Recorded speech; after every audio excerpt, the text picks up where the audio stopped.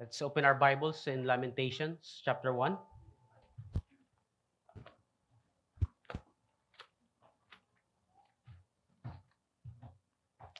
So this will be a long read, but this is God's word, and God's word is beneficial for our souls.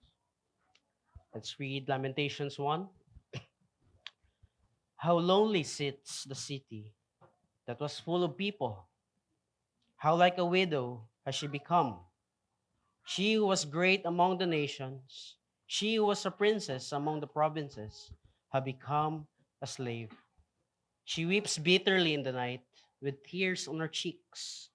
Among her lovers, she has none to comfort her. All her friends have dealt treacherously with her. They have become her enemies. Judah has gone into exile because of affliction and hard servitude. She dwells now among the nations, but finds no resting place. Her pursuers have all overtaken her in the midst of her distress. The roads to Zion mourn, for none come to the festival. All her gates are desolate. Her priests groan. Her virgins have been afflicted, and she herself suffers bitterly. Her foes have become the head. Her enemies prosper, because the Lord has afflicted her for the multitude of her transgressions. Her children have gone away captives before the foe. From the daughter of Zion, all her majesty has departed. Her princes have become like deer that find no pasture. They fled without strength before the pursuer. Jerusalem remembers, in the days of her affliction and wandering, all the precious things that were hers from the days of old, when her people fell into the hand of the foe, and there was none to help her. Her foes gloated over her, they mocked at her downfall. Jerusalem sinned grievously, therefore she became filthy. All who honored her despise her, for they have seen her nakedness. She herself groans and turns her face away. Her uncleanness was in her skirts. She took no thought of her future. Therefore her fall is terrible. She has none, or she has no comforter. O Lord, behold my affliction, for the enemy has triumphed. The enemy has stretched out his hands over all her precious things. For she has seen the nations enter her sanctuary, those whom you forbade to enter her congregation. All our people groan as they search for bread. They tread their treasures for food to revive their strength. Look, O Lord, and see, for I am despised. Is it nothing to you, all you who pass by? Look and see if there is any sorrow like my sorrow, which was brought upon me, which the Lord inflicted on the day of his fierce anger. From on high, he sent fire into my bones, he made it descend. He spread a net for my feet. He turned me back. He has left me stunned, faint all day long. My transgressions were bound into a yoke. By his hand, they were fastened together. They were set upon my neck. He caused my strength to fail. The Lord gave me into the hands of those whom I cannot withstand. The Lord rejected all my mighty men in my midst. He summoned an assembly against me to crush my young men. The Lord has trodden, as in a winepress, the virgin daughter of Judah. For these things I weep, my eyes from flow with tears. For a comforter is far from me, one to revive my strength or my spirit. My children are desolate, for the enemy has prevailed. Zion stretches out her hands, but there is none to comfort her. The Lord has commanded against Jacob that his neighbors should be his foes. Jerusalem has become a filthy thing among them. The Lord is in the right, for I have rebelled against his word. But hear, all you peoples, and see my suffering. My young women and my young men have gone into captivity. I called to my lovers, but they deceived me. My priests and elders perished in the city, while they sought for food to revive their strength. Look, O Lord, for I am distressed.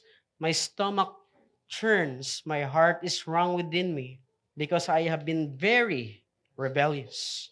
In the street, the sword bereaves. In the house, it is like death. They heard my groaning, yet there is no one to comfort me.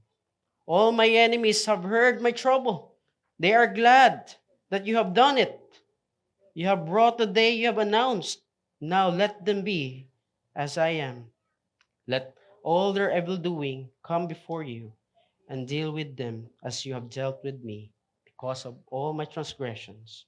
For my groans are many, and my heart is faint. Thus far, the reading of God's word. Praise be to God. Let's come in prayer.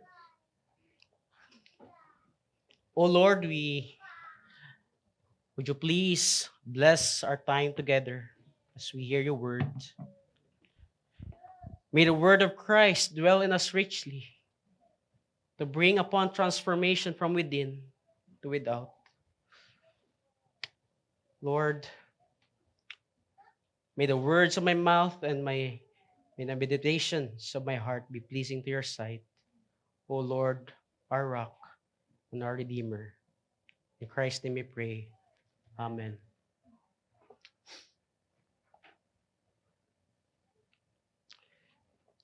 The Book of Lamentations is a book about intense grief, suffering, and affliction. Today, many Christians have forgotten what it means to grieve.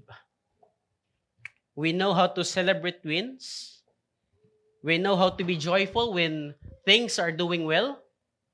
But many of us do not know how to grieve or how to express our grief, especially when that grief is bound up with the consequences of our own sin.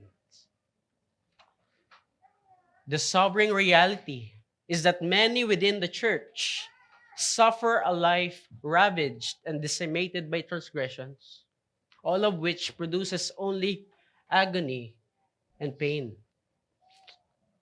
Some are unwilling to acknowledge these distresses, but it does not disappear.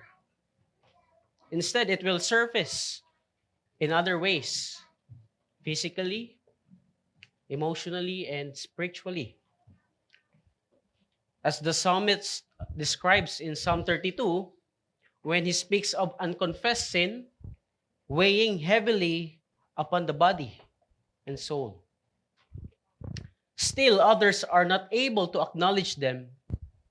These are the individuals represented in Lamentations. Extreme misery has a profound and powerful effect upon the frail human psyche. The intensity of pain is often so overwhelming that it leaves us for an extended time in a state of emotional and spiritual deafness and dumbness. The Apostle Paul in Romans 8, verse 23, says that there are moments when we suffer with such agony that all we can do is groan. We want to share our pain. We need to share our pain. But we are unable to speak of our pain because it hurts. It hurts that badly. It is for this reason that many Christians attempt to hide their grief and suppress their tears and pretend that sorrow is not part of the Christian life. In life, grief is often described as a process. And to speak about a process implies a beginning and an end point. And the Book of Lamentations teaches us that in one sense, only Christians can go through a grieving process. Only Christians can experience the beginning of their suffering and an end of their suffering because only Christians can grieve with hope. We grieve with the hope of eternal life. The hope that one day God will wipe away every tears from our eyes. Then the unbeliever has no such hope. Their grieving process never ends. Their sorrow and affliction only multiply in this life and in the life to come. But thanks be to God through our Lord Jesus Christ, because grief and suffering is not final for us who are in Christ, but eternal life with Him. So as we walk through the book of Lamentations together, we will learn that lament is not unbelief, but it is faith speaking through tears. We will see how God invites His people to bring their grief honestly before Him, to confess their sin, and to wait patiently for His mercy. That's the theme of Lamentations.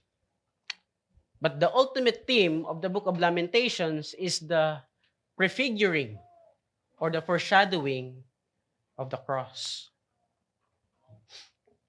The book of Lamentations is a collection of 5 carefully structured poems that express intense grief and affliction over the destruction of the southern kingdom of Judah. It was written in the aftermath of one of the darkest moments in Israel's history, the destruction of Jerusalem in 586 BC. The city of God lay in ruins. The temple was burned. Their goods were plundered. The people were killed and carried into exile. Everything that once symbolized security, worship, and identity had collapsed.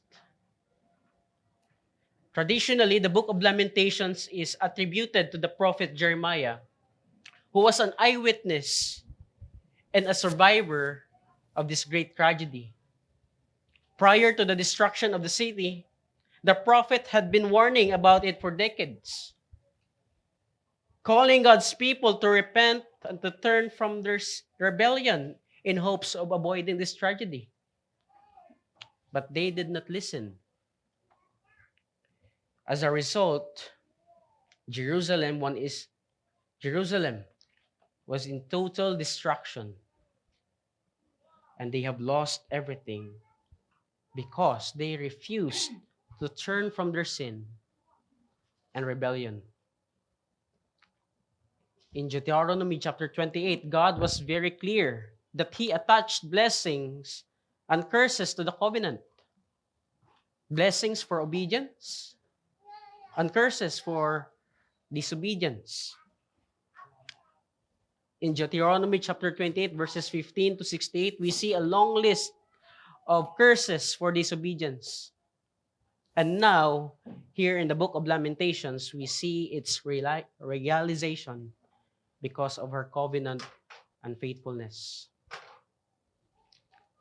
Our sermon title this morning is Jerusalem in Her Desolation. And our sermon idea is this. As you can see in our service bulletin, God disciplines His people for their sin and rebellion, allowing them to experience its bitter consequences, to call them to honest lament and repentance. And our straight message for our kids today is this: God disciplines whom He loves. So this morning, we will go through 3 points. First point is the consequences of her sin, and the key word is effects. Second, the nature of her sin. The key word is cause. And the third is the prayers of lament and repentance. And the key word is return. Effects, cause, and return. In this chapter, we see that it is broken into 2 parts. Verses 1 to 11 is spoken by a third-person narrator. which is the prophet himself, or prophet Jeremiah. And verses 12 to 22 is spoken by a first-person narrator, Jerusalem herself, admitting that what has been said about her is true. The consequences of her sin. The opening verses presents in vivid pictures the shocking reversal of Jerusalem's status. Imagine with me for a moment Jerusalem in her former glory. Jerusalem was a place of glory because God's presence was there. She was the city of the temple, the dwelling place of God among his covenant people. Jerusalem was a place of worship and fellowship. It is where God's people gathered around the temple to meet with him and with one another. Pilgrims from every tribe came to offer sacrifices, to pray, sing psalms, and hear the law. Jerusalem was a place of industry, activity, and divine presence. She was a city bustling with people, but now she sits lonely and empty. She was great and feared among the nations. The one-time queen of the cities has now been reduced to a widow who have lost her children or her people. She is now reduced to a slave, forced to serve restlessly in a foreign land. Her friends or allies have become her enemies and pursuers. She was a princess among the provinces who was honored among the nations. But now, she is abused, beaten, and publicly humiliated. The higher her former honor, the deeper her humiliation. Read verses 8 to 9 with me. Jerusalem sinned grievously, therefore she became filthy. All who honored her despise her, for they have seen her nakedness. She herself groans and turns her face away. Her uncleanness was in her skirts. She took no thought of her. Therefore her fall is terrible. She has no comforter. We see here that Jerusalem did not only sin, but she sinned grievously. And the result is exposure, filth, and shame. And we see here that Jerusalem is described as a ritually unclean. Like a woman walking aimlessly through the streets with menstrual blood in her skirts. Her sin has left her naked before the nations, stripped of dignity and honor. And she now grieves and ashamed of her condition. Despite the obviousness of her suffering and grief, which is visible for all the world to see, but there was none to comfort her. She suffers openly, yet she suffers alone. In this chapter, we see that Jerusalem is personified or depicted as a woman, which is a common motif used by ancient writers. And one example is Isaiah 47, where it says Queen Babylon there. In the ancient world, and even in our time today, women occupied various roles within the society, especially in the Israelite society. The multifaceted duties of women allowed the prophet to use multifaceted metaphors to express the agony of a decimated city. Normally, women, normally women, particular widows, were to be protected, cared for, and defended. But here in Lamentations, the treatment of the widowed city, which is Jerusalem, is dramatically opposite. God called Israel to be a holy nation, set apart for himself and bound to him in covenant love as a faithful wife. But she refused her calling. Instead, she acted as a harlot. She acted as an unfaithful wife by chasing after godless nations and their gods around her. She wished to be a godless nation like them, and now here we see that her wish has been granted. Now, she is alone in the night, weeping bitterly due to the devastation brought on by her transgressions. We learn that if we make friends with the world, we will be enemies of God. Sin indeed not only has vertical effects against God, but it also has horizontal effects. As 1 John tells us, sin cuts us off from fellowship with God and destroys our relationship with one another.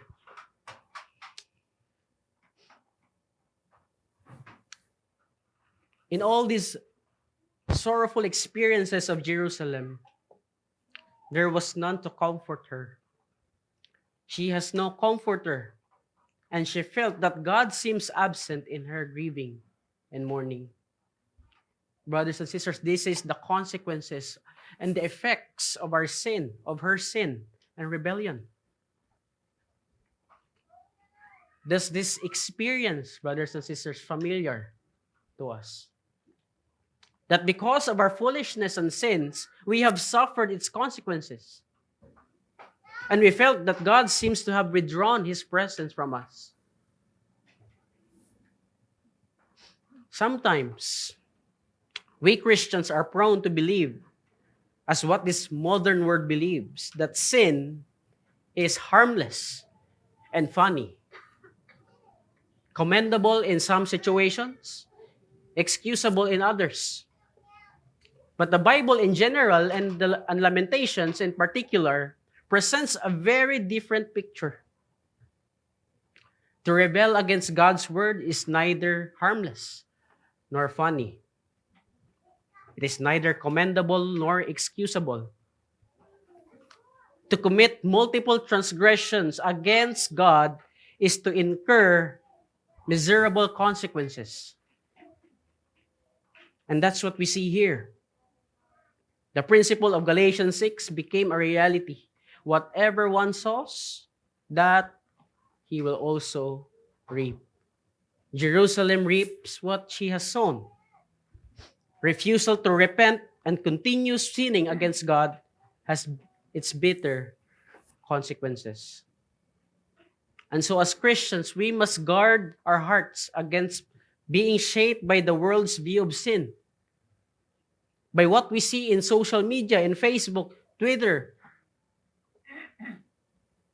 Because we begin to believe that God will tolerate or that he does not see that we are living in sin.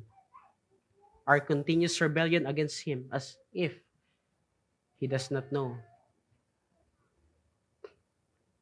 So this calls us to check our hearts, to ponder if we are really living in sin. Because here we see that sin indeed brings utter isolation or loneliness. Sin brings inconsolable weeping, affliction, enslavement to an enemy, restlessness, mourning, captivity, and groaning. In other words, where there is sin, there is suffering. As Christians, may it be said of us that when we suffer, it is not because of our unrepented sin, but because of righteousness.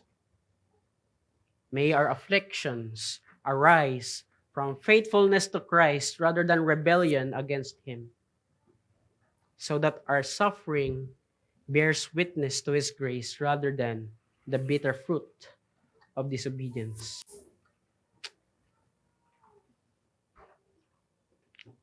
What exactly is the nature of Jerusalem's sin? So we turn to our second point. What exactly is the nature of Jerusalem's sin that brought her into the state of desolation? What did they do to provoke God's wrath? We will find the answer in verse 7. It reads, Jerusalem remembers in the days of her affliction and wandering all the precious things that were hers from days of old. The phrase precious things here, as one theologian puts it, it refers not only to temple treasures that Israel possessed, but more importantly, it refers to the means of worship and communion with God.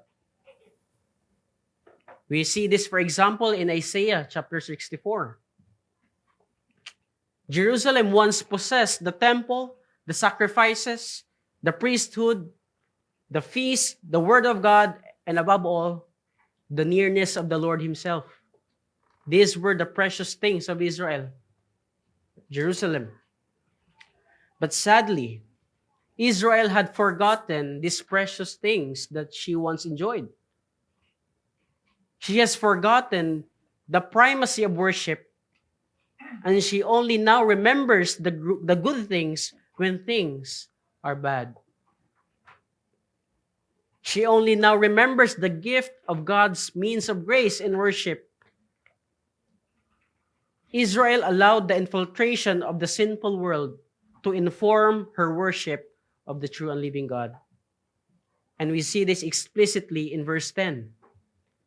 The enemy has stretched out his hands over all her precious things, for she has seen the nations enter her sanctuary, those whom you forbade to enter your congregation. Israel was called to find her place as God's covenant people in the midst of a godless world, not to become part of it. She was called to be a holy nation, chosen to live distinctively among the nations, shaped by God's law, worship, and presence. But sadly, it was the godless world that found its place in Israel. This is the nature of her sin. It is spiritual adultery, turning from God, contaminating the worship of God. Jerusalem, in her adulterous and idolatrous behavior, she lived for the moment. No, she enjoyed her sin for a moment. And the scripture does not deny that sin momentarily brings satisfaction, a false satisfaction. She enjoyed her sin for a moment, taking no thought for the consequences. But now, in the days of her affliction and wandering, she is forced to remember what she once possessed and what she once enjoyed. She now realizes the value of her precious things when all her precious things are now laid waste. Di ba ganun po tayo minsan? Ay, sayang, nakita ko sana yung value nun, nawala tuloy sa akin. So naalala po natin yung mga magagandang bagay or relationship na meron tayo. Nung yung sitwasyon po natin ay hindi na po naging maganda.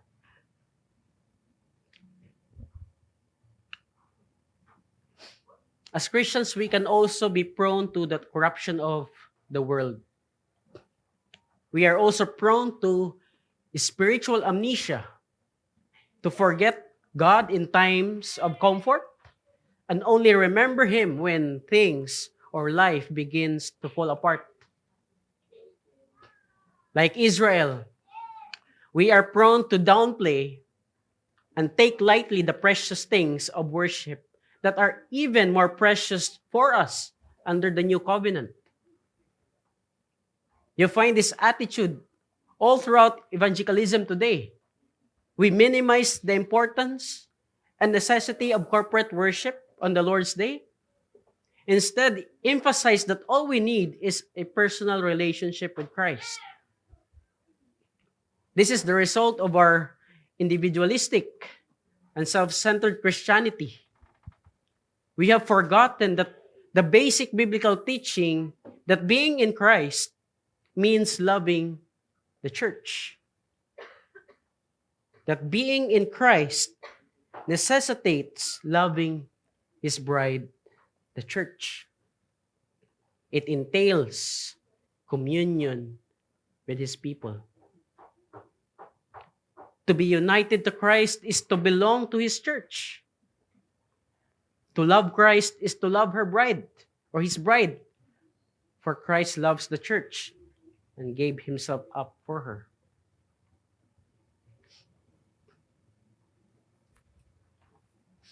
We must always keep in mind, brothers and sisters, that the church is the primary context where we are being nourished by Christ by the power of the Holy Spirit.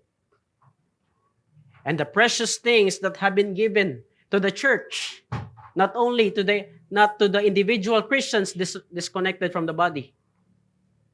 Lord's Day worship is the appointed place where Christ is uniquely present in the midst of His gathered people.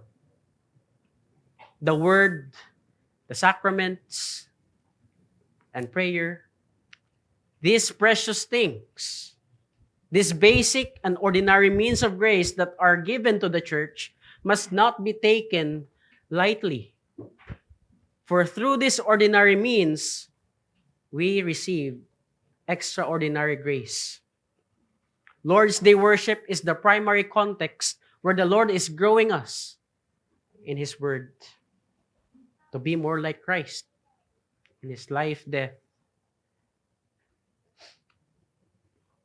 Sadly, Israel have taken lightly these precious things. Instead, she tampered with the worship of God. She profaned His name by turning to the false idols around her and put her allegiance to the other nations than to the true and living God. And now, she reaps what she has sown. Therefore, brothers and sisters, let us treasure the means of grace while we have them, and seek the Lord sincerely, lest we learn their worth only through loss. Turning to our third point, the prayers of lament and repentance. Jerusalem truly reaped what she sowed. She learned her lesson the hard way, and she has now come to realize the bitter consequences of her sin and rebellion. She has now come to realize what sin does and what God's judgment looks like. Sin indeed leaves us lonely and in bitter anguish. And when this is combined with the understanding the nature of God's judgment, we begin to see sin as unbearable rather than desirable. Jerusalem, when the bitter consequence of her sin becomes unbearable, she now realizes that she has nowhere else to go but to the Lord. She now realizes that she has nowhere else to go but to the Lord, even though she does not know if the Lord will hear her.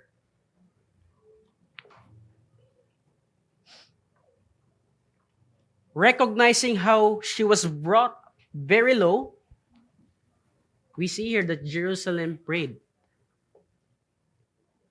She lamented over her sin and leading to repentance.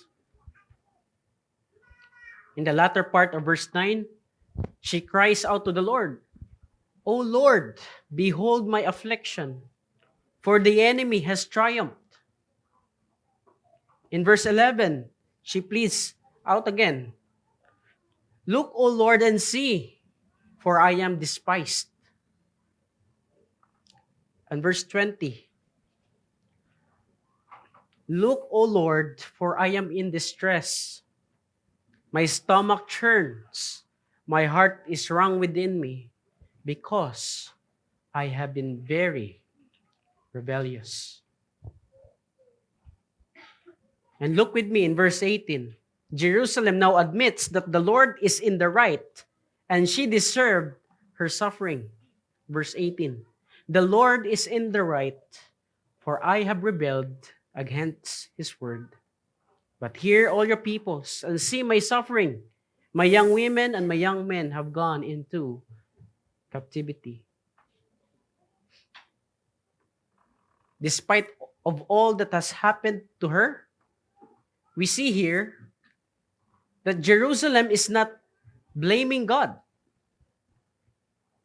She's not blaming God in a negative way. She is not saying that God did something wrong to her. What she is saying is that God did something right. There is a confession of sin. There is mourning over sin. There is a confession of the Lord being in the right. He is righteous. The Lord is righteous. Why? Because I have rebelled against his word. I have sinned, and I deserve God's punishment, says Jerusalem. This is what true repentance looks like, isn't it? We confess our sins to the Lord through prayer. We lament. We express godly sorrow for sin and its consequences. We acknowledge that he is in the right and we are in the wrong. In order to humble Jerusalem, to see the seriousness of her sin and rebellion against God, and in order to restore her, God had to bring her to her knees to get her attention, because God loves his people and he disciplines whom he loves. We must understand that destruction in this context, according to the covenant, is not a sign of God's abandonment of Israel and the cancellation of his promises to his people, but rather the destruction or the discipline here must be understood as a deserved and necessary punishment for sin. It becomes an expression of God's continuing concern for his people. Through suffering, God confronts sin and humbles his people because he desires for a renewed covenant relationship with him, with them. And the same goes with us. Sometimes, God allows us to experience the bitter consequences of our sin to bring us to our knees and to get our attention. Perhaps we don't want to be in that bitter position, don't we? But it is in those bitter moments that the Holy Spirit helps us to see sin for what it truly is. It is in those bitter moments that the Holy Spirit teaches us how to pray, to express our grief, to lament over our sin, leading to repentance and our restoration. We learn that there is no shortcut to restoration that bypasses lament. Before a sinner can be brought to reconciliation, he must face the reality of his sin against God and feel the sting of conviction. In God's discipline, the chastisement of God are meant to accomplish this purpose. They are, in that sense, means of grace. Brothers and sisters, we must understand that when God disciplines us for our sin, He wants us to return to Him in repentance and faith, which in turn leads to our restoration. And so now, if you feel the weight of your sin, if now you recognize how lonely and desolate it has made you, how enslaved you are to your lust, to your wants and insatiable things or longings for these things of the world, the Lord is calling you to forsake your sin and return to Him in repentance.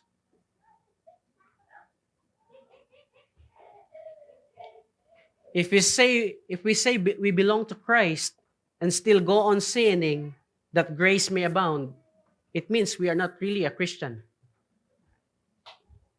And the Bible speaks clearly that those who refuse to repent of their sin will be condemned to eternal damnation.